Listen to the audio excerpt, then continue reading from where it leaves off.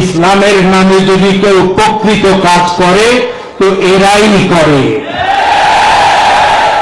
রাসূল করিম সাল্লাল্লাহু আলাইহি ওয়াসাল্লাম ছিলেন সবচেয়ে বড় শিক্ষক, সাহাবায়ে কেরাম ছিলেন তার ছাত্র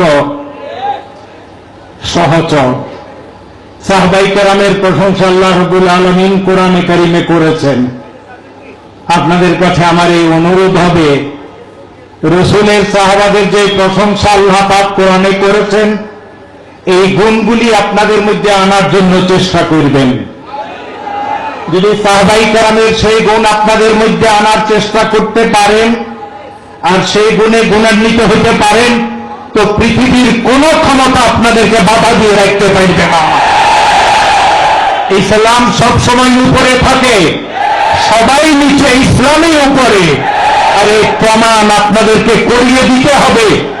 সাহাবায়ে কেরাম হকের আওয়াজ যেভাবে কোনায় কোনায় উঠে রাসূল পাক সাল্লাল্লাহু আলাইহি ওয়াসাল্লামের দাওয়াতকে সমুন্নত করেছিলেন, ইসলামী আন্দোলনের এই দাওয়াতকে সমুন্নত করার সম্পূর্ণ জিম্মেদারি ছাত্র আন্দোলনের উপর। আপনারা যতটুকু কর্মঠ হবেন, আপনারা যতটুকু নীতিবান আদর্শবান হবেন, এই কাজ তত বেশি বেগবান হবে।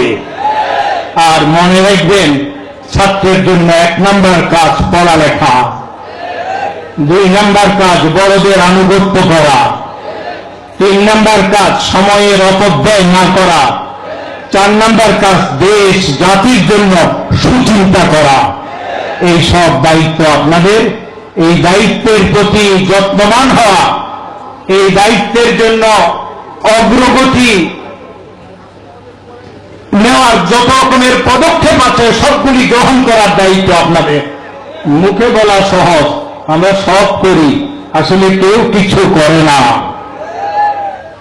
বলতে পারতেন, ওমর রাদিয়াল্লাহু তাআলা এই জন্য বলতে পেরেছিলেন, বলেছেন। কি বলেছিলেন?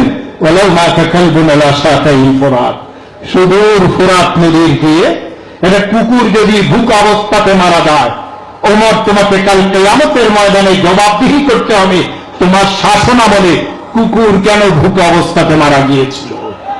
ইসলাম সেই ধর্মের নাম যেই ধর্ম কুকুরের অধিকারকে সংরক্ষণ করে।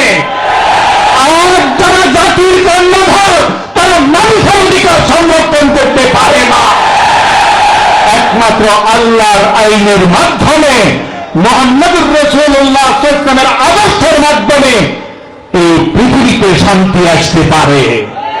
আর যতজনে শান্তির কথা বলে, এরা পেটের কথা বলে মানুষদেরকে ধোঁকা দেয়। এই ধোঁকাবাজদের কথাতে আমরা আর যাব না।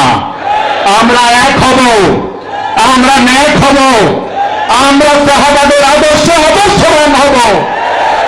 আর ইসলামের জন্য আমরা ঐক্যবদ্ধ হয়ে যখনই উপর থেকে যে নির্দেশ আসে, সেই নির্দেশকে পালন করার আমরা চেষ্টা করব।